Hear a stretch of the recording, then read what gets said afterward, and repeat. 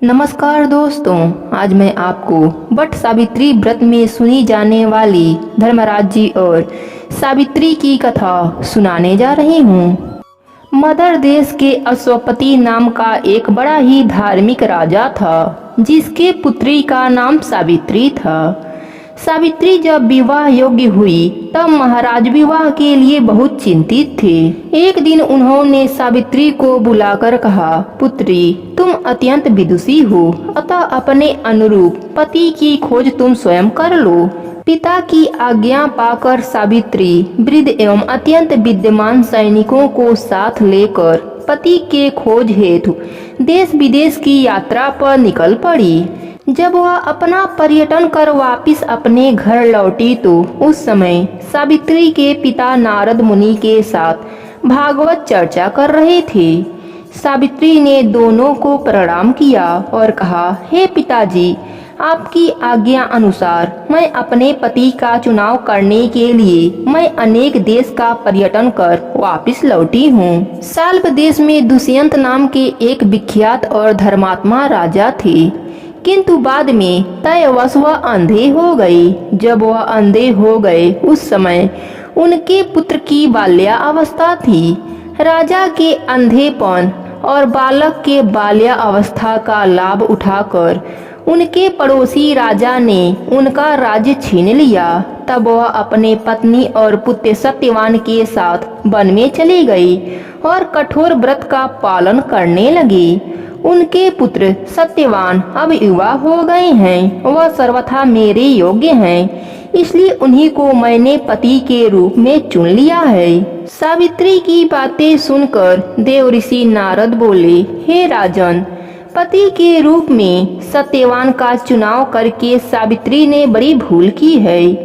नारद जी के वचनों को सुनकर राजा चिंतित हो गए और बोले, हे ऋषिराज, सत्यवान में ऐसा कौन सा अवगुण है जो आप ऐसी बातें कर रहे हैं। इस पर नारद जी ने कहा, राजन, सत्यवान तो वास्तव में सत्य का ही रूप है और समस्त गुणों का स्वामी है, किंतु वह अल्पायु है। उसकी आयु केवल 1 वर्ष शेष रह गई है, उसके बाद वह मृत्यु को प्राप्त हो जाएगा।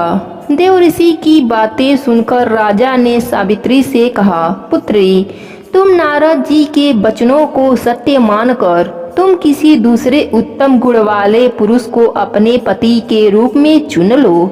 इस पर सावित्री बोली, हे पिताजी, भारतीय नारी अपने जीवन काल में केवल एक ही बार पति का वर्ण करती हैं। अब चाहे जो भी हो, मैं किसी दूसरे को पति के रूप में स्वीकार नहीं कर सकती हूँ। राजा को अपने पुत्री की बात सुनकर विवश होना पड़ा और सावित्री के द्वारा चुने गए वर से धूमधाम और पूरे विधि विधान से विवाह करा दिया गया। विवाह के पश्चात सावित्री अपने राशि वस्त्राभूषण को त्याग कर और सादा वस्त्र धारण कर अपने पति एवं सास ससुर के साथ वन में रहने लगी। पति और सास ससुर का सेवा ही उसका धर्म बन गया। किंतु ज्यों-ज्यों समय बीत रहा था, सावित्री के मन का भय बढ़ रहा था। अंततः वह दिन भी आ गया जिस दिन सत्यवान की मृत्यु निश्चित थी। उस दिन सावित्री ने निश्चय लिया कि आज वह अपने पति को एक पल के लिए भी अकेला नहीं छोड़ेगी। जब सत्यवान लकड़ी काटने हेतु कंधे पर कुल्हाड़ी रख बन जाने लगा तो सावित्री भी उसके पीछे पीछे जाने के लिए तैयार हो गई। सत्यवान ने उसे बहुत समझाया कि वन का मार्ग अत्यंत दुर्गम है और वहां जाने में तुम्हें बहुत कष्ट होगा, किंतु सावित्री अपने बात पर अटल रही। अपने सास ससुर की आज्ञा लेकर सत्यवान के साथ वन में चली गई। लकड़ी काटने के लिए सत्यवान एक वृक्ष पर चढ़ गया, किंतु थोड़ी ही देर बाद वह अस्वस्थ होकर पेड़ से उतर आया। उनकी अस्वस्थता और पीड़ा को ध्यान में रखकर सावित्री ने उसे वहीं वृक्ष के नीचे उसका सिर अपने जंघा पर रखकर लेटा लिया। लेटने के बाद सत्यवान अचेत हो गया। सावित्री समझ गई कि अब सत्यवान की अंतिम समय आ गया है, इसलिए वह चुपचाप आंसू बहाते हुए ईश्वर से प्रार्थना करने लगी। आकस्मिक सावित्री ने देखा एक हिष्ट पुष्ट देव उसके सामने खड़ा है। सावित्री ने उनसे पूछा, हे देव, आप कौन हैं? उन्होंने उत्तर दिया, सावित्री, मैं धर्मराज हूँ, तुम्हारे पति को लेने आया हूँ। सावित्री बोली, हे प्रभु, सांसारिक प्राणियों को लेने के लिए आपके दूत आते हैं, किंतु क्या कारण है कि आज आपको स्वयं आना पड़ा? धर्मराज जी ने उत्तर दिया, देवी, सत्यवान, धर्मात्मा तथा गुणों का समुद्र हैं। मेरे दूत उन्हें ले जाने के योग्य नहीं हैं, इसलिए मुझे स्वयं आना पड़ा। इतना कहकर धर्मराज जी सत्यवान की आत्मा को लेकर चल पड़ते हैं। सावित्री अपने पति को ले जाते हुए देखकर स्वयं धर्मराज जी के पीछे पीछे चल पड़ी।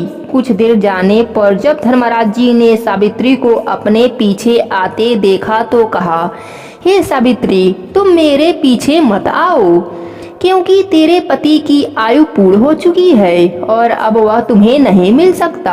अच्छा होगा कि तुम लौट जाओ और अपने पति की अंतिम संस्कार कर। अब इस स्थान से आगे तुम नहीं जा सकती। सावित्री बोली, हे प्रभु, भारतीय नारी होने के नाते पति का अनुगमन ही मेरा धर्म है और मैं इस स्थान से आगे तो क्या आपके पीछे पीछे आपके लोक तक जा सकती हूँ, क्योंकि मेरे पति धर्म से मेरी गति कहीं रुकने वाली नहीं है। धर्मराज जी बोले, सावित्री, मैं तेरे पतिव्रत धर्म से अत्यंत प्रसन्न हूँ, इसलिए तुम सत्यवान के जीवन को छोड़कर चाहे कुछ भी वरदान मांग ले। तब सावित्री ने वर में अपने ससुर की आंखें मांग ली। धर्मराज जी ने तथास्तु कहा, लेकिन वह फिर भी उसके पीछे पीछे चलने लगी। तब धर्मराज जी ने उसे फिर समझाया और फिर एक वर मांगने को कहा। उसने दूसरा वर मांगा कि मेरे ससुर को उनका राज्य वापस मिल जाए।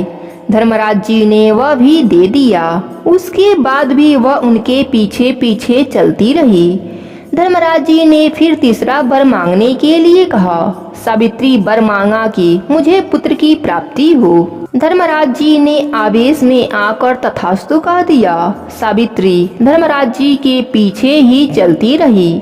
उसे अपने पीछे आता देख धर्मराज जी ने कहा, सावित्री, तुम मेरा कहना मानकर वापस चली जा। सत्यवान की मृत्यु शरीर का अंतिम संस्कार की व्यवस्था कर। इस पर सावित्री बोली, हे प्रभु, आपने अभी मुझे पुत्र प्राप्ति का वरदान दिया है।